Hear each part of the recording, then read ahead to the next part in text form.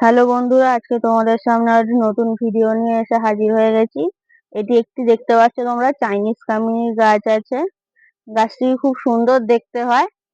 গাছটির ফুল যখন ফোটে বাড়িতে খুব সুন্দর গন্ধ ছাড়ে চারিদিক দিয়ে।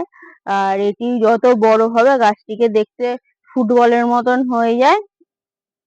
আর এই গাছটি বেশি কিছু পরিচর্যা লাগে না। 15 দিন পর পর এই সার্ফ বলে এই ওষুধটি আছে, এটিকে দিয়ে জলে গুলে গাছটিকে স্নান করিয়ে দেবে। আর এই সুফলা আছে, সুফলা 15 দিন পর পর গাছের চারপাশ দিয়ে দেবে। আর এই গাছটিকে তুমি বাড়ির বাইরে রাখতে পারো, রোদ রোদ যেখানে পড়ে ওরকম জায়গা দেখে। এটি একটি আউটডোর প্ল্যান্ট।